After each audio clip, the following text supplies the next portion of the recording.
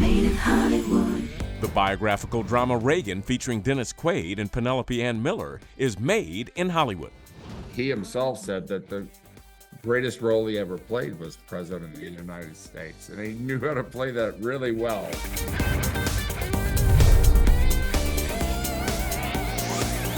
Made in Hollywood. Also on today's show, Tyrese Gibson finds himself in the middle of the LA riots in the crime thriller 1992. After reading the script, I realized quickly that I don't want to do a heist movie, and I don't want to just do a movie about the riots.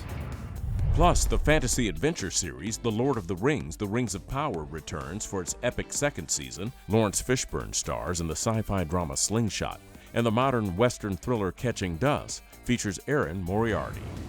This week on Made in Hollywood. Made in Hollywood. Dennis Quaid chronicles the journey of a small-town boy to a Hollywood leading man, and finally to the commander-in-chief in the biographical drama Reagan. I will be frank with you that as a citizen, I would not like to see any political party outlawed on the basis of its ideology, because I still believe, Mr. Chairman, that democracy can handle it. With all real people, I want to play them from their point of view. And with Reagan, it was very hard to get to. One thing, he wasn't around for me to ask him the penetrating questions that I'm not sure he'd answer anyway. But everybody I talked to said there was this private wall inside of Reagan that was almost impenetrable, that I think Nancy got a glimpse into. And so it was figuring out what that was. I was a brand new KGB officer, given my first intelligence assignment. There's a fellow by the name of Yuri Bezmenov. You'll see this very extraordinary guy who left the Soviet Union and came here and actually warned us about what they were doing, knew what the KGB was doing. There's about to be another war right here in Hollywood. The commies on one side, the mob on the other. And you're right in the middle, son. Her autobiography, luckily I got more of a sense of who she was as a human being, which I in turn didn't want to do some characterization of somebody, you know. I really wanted to embody the essence of the person, sort of somewhat channel her. Well, that's what you did channel her. Both he and Penelope worked very, very hard, did a lot of research, and brought it to the set. Hello, I'm Nancy Davis. Hello, Nancy Davis. I'm Ron Reagan. The heart of the movie is a love story, really. Just shows what a really great, strong relationship. It brings out your best self. There would not have been a President Reagan without Nancy. Ronnie, remember when we met? You told me that you wanted to make a difference in this world. You know what you have to do. The movie, I think, shows a lot of things that you wouldn't have seen. Obviously, there's the public personas, but then there's the behind the scenes, and I think that's what makes it interesting to watch. I want to see what I didn't know. President is a reflection of people that elected him. It is about us back then. Reagan is revered in Russia. They still hold him in high regard. I am about to start the biggest war of this century, and I'm not going to fire a single shot. He himself said that the greatest role he ever played was President of the United States, and he knew how to play that really well. Mr. Gorbachev, tear down this wall. Wants to rule the world. A robbery set during the infamous LA riots forces two pairs of fathers and sons on a high-stakes collision course in the crime thriller 1992, featuring Tyrese Gibson. It's my home. These streets raised me. Might get a little crazy out there today. After reading the script, I realized quickly that I don't want to do a heist movie, and I don't want to just do a movie about the riots. If we can't do them both, then this is not a movie for me. It's a heist movie, but it's got high stakes. It's also really grounded. That stood out for me in this film.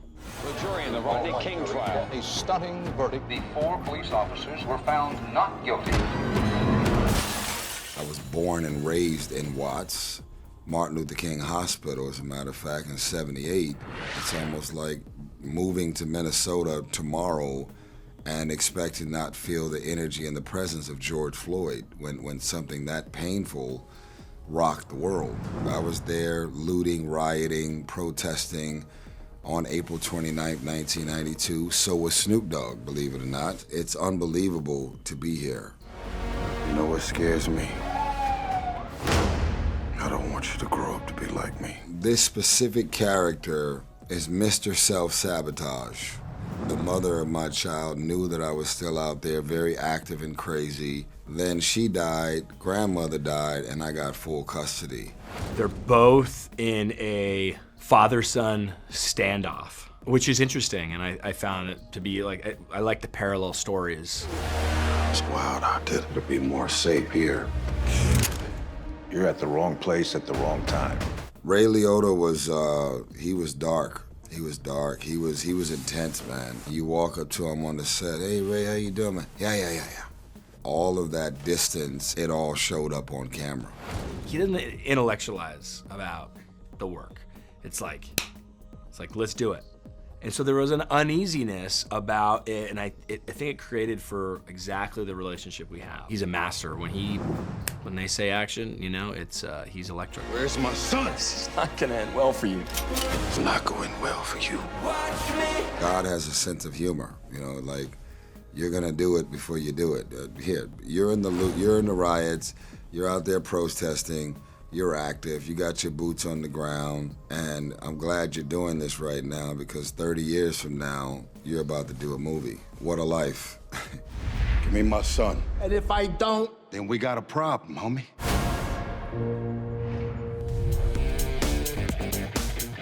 Coming up, we head to Middle-earth with the cast from Season 2 of the fantasy adventure series, The Lord of the Rings, The Rings of Power.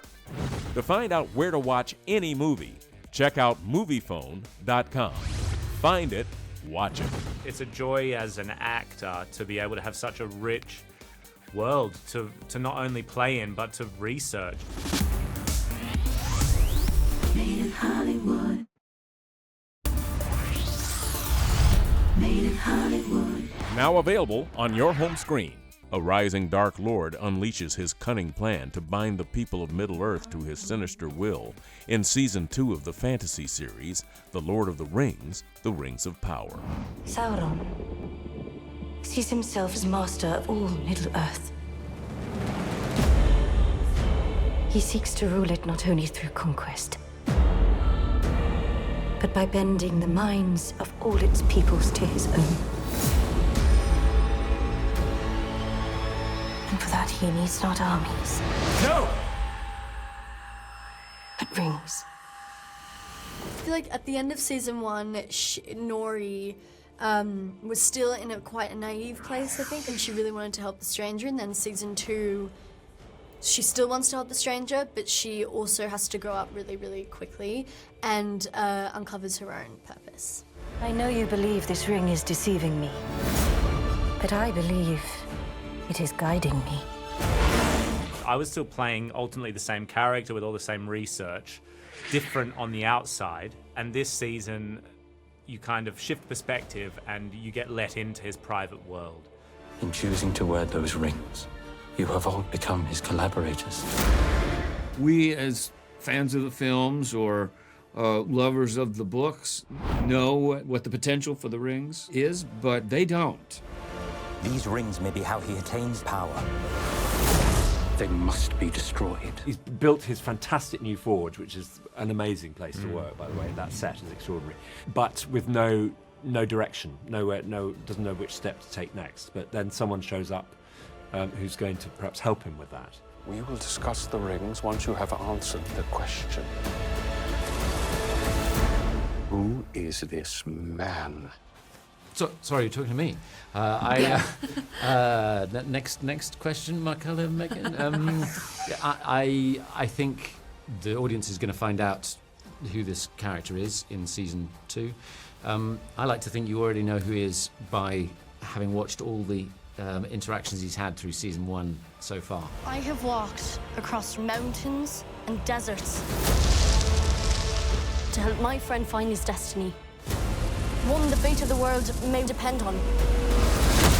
It's a joy as an actor to be able to have such a rich world to not only play in, but to research. Playing canon characters. There is just so much stuff to inspire us. And it's also really fun to be surrounded by such incredible people on and off set. It's just been a really wonderful experience. And you sort of pinch yourself when we rock up to this place, we walk 20 minutes up this mountain, we stand in this location and we're working there for a whole day, and then we come back tomorrow and do it again, and then we go to another location. It's a real privilege. It's once in a lifetime, maybe twice kind of thing, to be able to be in a work that has impacted so much of history and of humanity in the last 100 years. You will give me the night.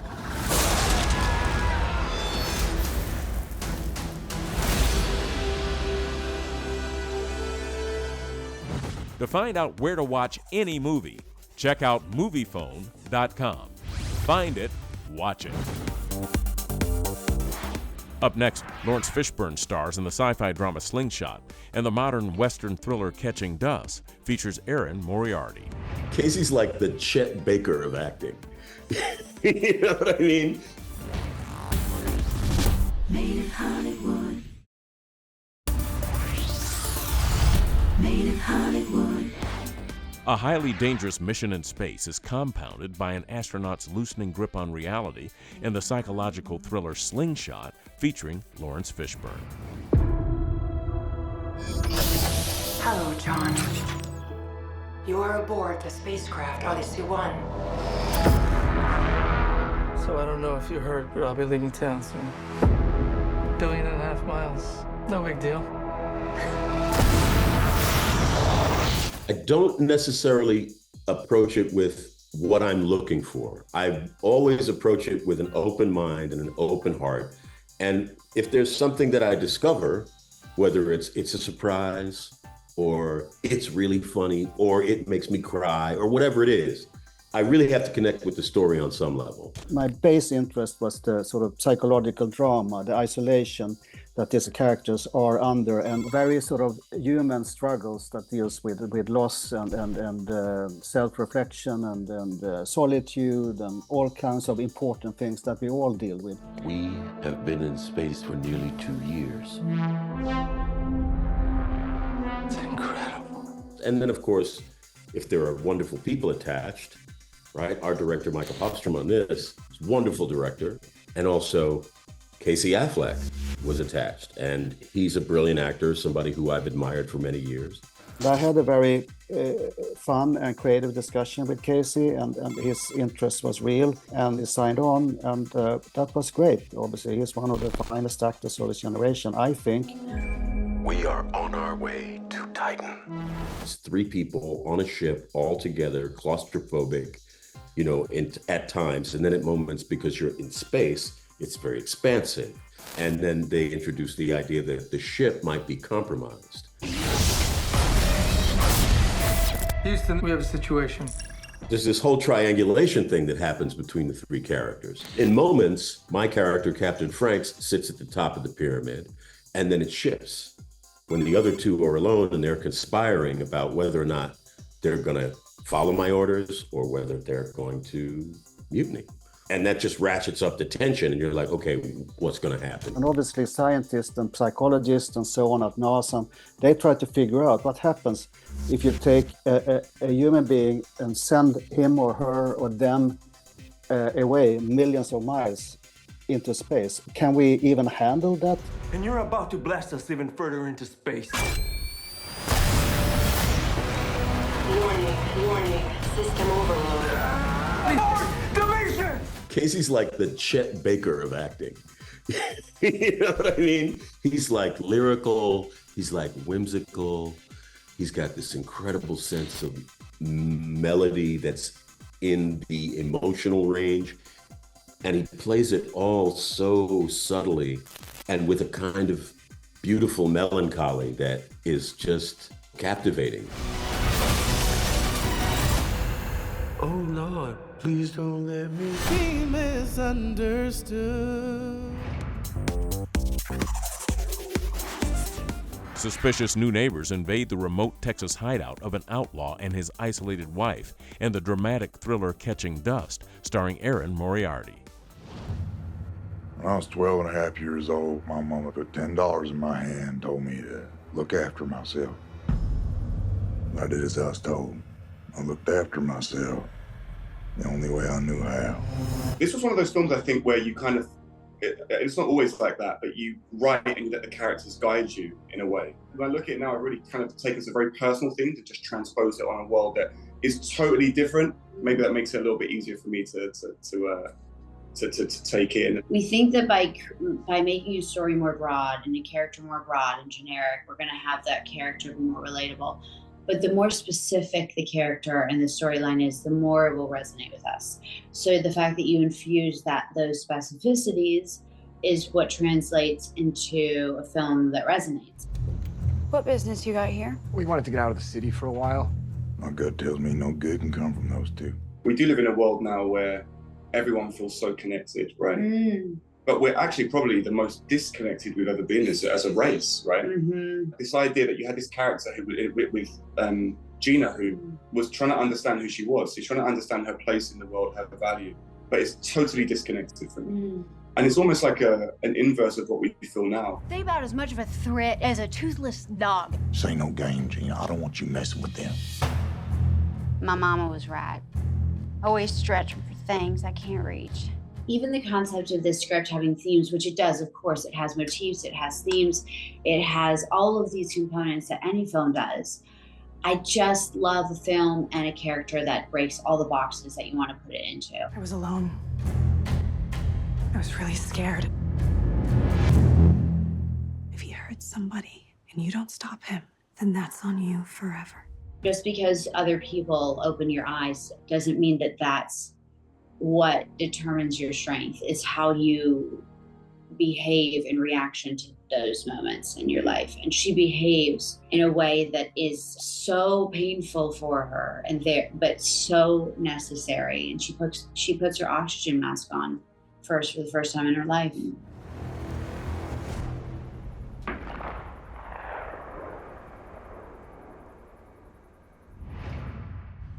Stay tuned, there's more coming up on Made in Hollywood. Made in Hollywood. Thanks for watching Made in Hollywood, powered by MoviePhone. For more behind-the-screen content, check out MoviePhone.com. Made in Hollywood.